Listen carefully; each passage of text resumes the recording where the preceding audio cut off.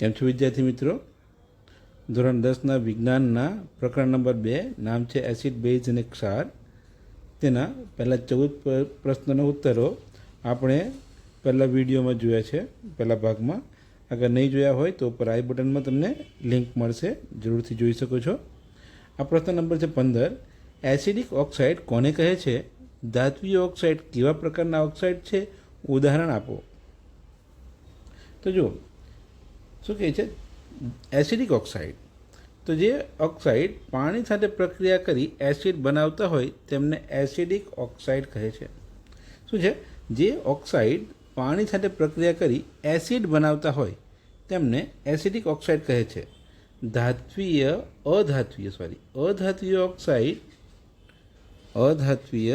Oxide acidic oxide છે. કેવા? અધાત્વીય oxide acidic oxide છે, કારણ કે તેઓ પાણી સાથે પ્રક્રિયા કરી એસિડ બનાવે છે. શાની સાથે પ્રક્રિયા કરી એસિડ બનાવે છે? પાણી સાથે. તો જો sulphur dioxide SO2 gas, SO2 S capital O capital, બે અહીં નીચે લખવાનું અને કૌંસમાં લખવાનું G. શું લખાય? SO2. નામ શું છે? Sulphur dioxide. અને પાણી H2O. પાણી કેવું હોય? લિક્વિડ. અને શું બન્યું? H2SO3 aqueous સલ્ફ્યુરસ acid. H2SO3 નામ શું છે? સલ્ફ્યુરસ એસિડ. અને આ કેવો એસિડ છે? પાકો. અને આ રીતે આપણે એસિડ બને. CaOH twice calcium hydroxide. શું નામ છે? Calcium hydroxide. અને CO2 કાર્બન ડાયોક્સાઇડ. શું બને છે? CaCO3. શું બન્યું? CaCO3 અને H2O. અને શું બન્યું? H2O. આમ અધાત્વીય ઓક્સાઇડ સ્વભાવે એસિડિક હોય છે. કોણ? અધાત્વીય ઓક્સાઇડ સ્વભાવે કેવા હોય છે? એસિડિક હોય છે. તેના ઉદાહરણ આપે છે બીજા. Sulphur dioxide SO2 Cl twice O7 Cl2O7. Okay. Hypochlorous oxide એવું કંઈ નામ છે એનું. અને છે CO2 carbon dioxide N2O5. Okay. Dinitrous oxide or nitrous oxide. હવે છે પ્રશ્ન નંબર 16. શું છે? પ્રશ્ન નંબર 16. તેને આપણે જોવા જઈ રહ્યા છે. પ્રશ્ન છે, અને આ પ્રશ્ન પૂછી શકાય. પ્રશ્ન પૂછી શકાય તમને. શું છે પ્રશ્ન? પ્રશ્ન છે, શા માટે દહીં અને ખાટા પદાર્થને પિત્તળ તેમજ તાંબાના વાસણમાં ન રાખવા જોઈએ? શું પૂછ્યું છે? દહીં અને ખાટા પદાર્થો, જેમ કે આપણે ઘરે અથાણું બનાવ્યું હોય ને, તો તેમને પિત્તળના વાસણમાં કે તાંબાના વાસણમાં રાખવા જોઈએ નહીં. અહીં દહીં અને ખાટા પદાર્થો એસિડ ધરાવે છે. શું બનાવે છે? એસિડ ધરાવે છે. જે દહીં હોય છે તેની અંદર લેક્ટિક એસિડ હોય, અને જે ખાટા ફળ હોય તેની અંદર સાઇટ્રિક એસિડ હોય. જે પિત્તળ તેમજ તાંબાના વાસણો સાથે પ્રક્રિયા કરે છે અને ઝેરી પદાર્થો બનાવે છે, તે માનવ શરીર માટે નુકસાનકારક હોવાથી દહીં અને તેના જેવા બીજા ખાટા પદાર્થોને પિત્તળ કે તાંબાના વાસણમાં રાખવા જોઈએ નહીં. બરાબર? ઓકે. તો હવે પ્રશ્ન નંબર જોઈએ છે 17. પ્રશ્ન નંબર છે 17. 17 નંબરનો પ્રશ્ન કહે છે, સામાન્ય રીતે ધાતુની એસિડ સાથેની પ્રક્રિયાથી કયો વાયુ મુક્ત થાય છે? ઉદાહરણ દ્વારા સમજાવો. આ વાયુની હાજરીની કસોટી તમે કેવી રીતે કરશો? ઉત્તર છે, ધાતુની એસિડ સાથેની પ્રક્રિયાથી હાઇડ્રોજન. કયો વાયુ? હાઇડ્રોજન વાયુ મુક્ત થાય છે. H2. હાઇડ્રોજન વાયુ મુક્ત થાય છે. ધાતુની એસિડ સાથેની પ્રક્રિયાથી હાઇડ્રોજન વાયુ મુક્ત થાય છે. અહીં આપણે સમીકરણ આપ્યું છે. સમીકરણ છે Zn એટલે કે zinc solid plus 2HCl aqueous. HCl ના કેટલા અણુ જોઈએ? 2. 2HCl aqueous. શું બને? ZnCl2. ZnCl2 zinc chloride plus H2. H2 એટલે હાઇડ્રોજન ગેસ. હાઇડ્રોજન ગેસ મુક્ત થાય છે. હાઇડ્રોજન વાયુની હાજરીની કસોટી કરવા માટે સળગતી દિવાસળી કે મીણબત્તી હાઇડ્રોજન વાયુના પાત્રમાં મૂકતા ઓકે તે સળગે છે ઓકે અને હાઇડ્રોજનના ધડાકા સાથે સળગે છે. બહુ વધારે પ્રમાણમાં હાઇડ્રોજન ને તો ધડાકો મોટો પણ થઈ શકે. અને નાની વસ્તુ આપણે પાત્ર મૂક્યો હોય તો તેની અંદર પપ સાઉન્ડ એટલે કે આપણે જે નાના ફટાકડા ફોડતા હોઈએ ને તેના જેવો અવાજ આવે. ઓકે હવે છે પ્રશ્ન નંબર 18. પ્રશ્ન નંબર 18 છે ધાતુનું એક સંયોજન એ મંદ હાઇડ્રોક્લોરિક એસિડ સાથે પ્રક્રિયા કરીને ઉભરા ઉત્પન્ન કરે છે. એટલે એની પર ઉભરો આવે છે. ઉત્પન્ન થતો વાયુ સળગતી મીણબત્તીને ઓલવી નાખે છે. અને જે વાયુ છે તે કેવો છે? તે સળગતી મીણબત્તીને ઓલવી નાખે છે. જો ઉત્પન્ન થતા સંયોજનો પૈકી એક કેલ્શિયમ ક્લોરાઇડ હોય તો પ્રક્રિયા માટે સમતોલિત રાસાયણિક સમીકરણ આપો. એટલે આપણને કીધું છે કે પ્રક્રિયા માટે એક શું છે? Calcium chloride. અને આપણે હવે સમીકરણ લખવાનું છે. અચ્છા તો જુઓ ઉત્તર. પહેલું તો ધાતુનું સંયોજન એ CaCO3 કેલ્શિયમ કાર્બોનેટ CaCO3 છે. અને કેલ્શિયમ કાર્બોનેટને ગરમ કરતાં કયો વાયુ ઉત્પન્ન થાય? CO2. ખોટું લખ્યું છે C કેપિટલ O કેપિટલ અને 2 અહીંયા નીચે CO2 કાર્બન ડાયોક્સાઇડ વાયુ ઉત્પન્ન થાય છે. સમતુલિત રાસાયણિક સમીકરણ તો જો સમતુલિત રાસાયણિક સમીકરણ છે CaCO3 સોલિડ પ્લસ 2 અણુ HCl જલીય અથવા aqueous aq CaCl2 aqueous calcium chloride aqueous plus CO2 એટલે કાર્બન ડાયોક્સાઇડ વાયુ પ્લસ H2O લિક્વિડ. તો CaCO3 પ્લસ 2 અણુ HClને પ્રક્રિયા કરાવતા નિપજ રૂપે આપણને CaCl2 એક્વિયસ એટલે કેલ્શિયમ ક્લોરાઇડ વત્તા કાર્બન ડાયોક્સાઇડ CO2 વત્તા H2O મળે છે. બરાબર. પ્રશ્ન નંબર 19 જોઈએ. પ્રશ્ન 19 છે શા માટે નિસ્યંદિત પાણી વિદ્યુતનું વહન કરતું નથી જ્યારે વરસાદી પાણી વિદ્યુતનું વહન કરે છે? સરસ સવાલ.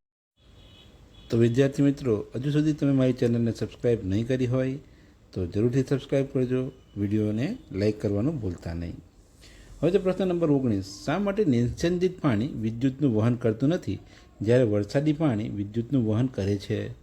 હવે જુઓ, નિસ્યંદિત પાણી એ શુદ્ધ પાણી હોય તેની આયનો ધરાવતું નથી. નિસ્યંદિત એટલે આયન વગરનું. જ્યારે વરસાદનું પાણી અશુદ્ધિઓ ધરાવે છે જે પાણીમાં ઓગળતા આયનો મુક્ત થાય છે. આયનો કેવા હોય? ધન આયન અને ઋણ આયન. અને આ જે ધન આયન અને ઋણ આયન છે તે જ વિદ્યુતનું વહન કરે છે. જ્યારે વરસાદી પાણીમાં આયનો હોવાથી વરસાદી પાણી વિદ્યુતનું વહન કરે છે, પરંતુ નિસ્યંદિત પાણીમાં આ આયનો હોતા નથી, માટે તે વિદ્યુતનું વહન કરતું નથી. જોઈએ પ્રશ્ન નંબર 20. એસિડ પાણીની ગેરહાજરીમાં શા માટે એસિડિક વર્તણૂક દર્શાવતા નથી? તો ઉત્તર છે પાણીની ગેરહાજરીમાં એસિડ H+AQ એટલે જલીય આયનો મુક્ત કરી શકતા નથી. માટે એસિડ વર્તણૂક માટે જવાબદાર H+ આયનો હોતા નથી. એમ પાણીની ગેરહાજરીમાં એસિડ H+ આયનો મુક્ત કરી ન શકવાને કારણે એસિડિક વર્તણૂક દર્શાવતા નથી. બરાબર. પ્રશ્ન નંબર જોઈએ 21. એસિડ અને બેઝ વર્તણૂક માટે જવાબદાર આયનો જણાવો. એસિડિક અને બેઝિક વર્તણૂક પાણી સાથેની પ્રક્રિયા દ્વારા સમજાવો. હવે જુઓ, આ જે પ્રશ્ન છે ને તે અત્યાર સુધી નથી પૂછાયો, પણ તમને પૂછાઈ શકાય. જોઈએ આપણે. એસિડિક વર્તણૂક માટે H+ કોણ? H+ આયન અથવા H3O એક્વિયસ અને બેઝિક માટે OH- આયન જવાબદાર છે. એસિડ માટે કોણ જવાબદાર? H+. બીજું શું લખી શકાય? H3O+. હાઇડ્રોજન આયન અથવા હાઇડ્રોનિયમ આયન. H+ ને શું કહેવાય? Hydrogen ion. H3O+ ને શું કહેવાય? Hydronium ion. અને OH ને શું કહેવાય? હાઇડ્રોક્સાઇડ. ઓકે, શું કહેવાય? હાઇડ્રોક્સાઇડ આયન, ઋણ આયન છે. બરાબર. આ બધા જવાબદાર છે. HCl એક્વિયસ એટલે જલીય વત્તા H2O પાણી, શું મને Cl માઇનસ કેવું છે? ઋણ આયન. અને H3O પ્લસ કેવું છે? ધન આયન.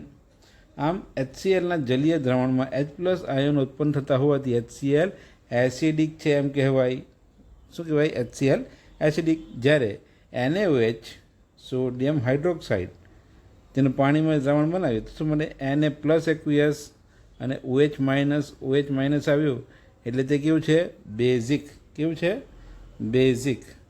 તો અહીં લખ્યું છે આમ NaOH જલીય દ્રાવણમાં OH- આયન ઉત્પન્ન કરતો હોવાથી NaOH એ બેઝિક છે એમ કહેવાય. બરાબર?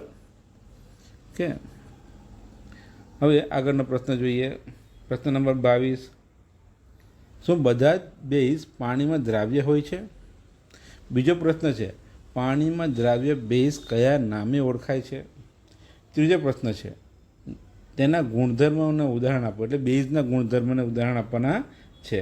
તો જુઓ, પહેલો પ્રશ્ન છે બધા જ બેઝ પાણીમાં દ્રાવ્ય હોય છે? જવાબ છે ના, બધા જ બેઝ પાણીમાં દ્રાવ્ય હોતા નથી. બીજો પ્રશ્ન છે પાણીમાં દ્રાવ્ય બેઝ કયા નામે ઓળખાય છે? જવાબ છે પાણીમાં દ્રાવ્ય બેઝ આલ્કલી. કયા નામેથી ઓળખાય છે? આલ્કલી નામથી ઓળખાય છે. બીજું છે એના ગુણધર્મો લખો. શું લખવા કીધું છે? ગુણધર્મ. તો ગુણધર્મ જોઈએ તો બેઝ સ્પર્શે સાબુ જેવા ચીકણા, સ્વાદે તુરા અને ક્ષારીય હોય છે. ઉદાહરણ છે NaOH sodium hydroxide, KOH potassium hydroxide, CaOH twice calcium hydroxide.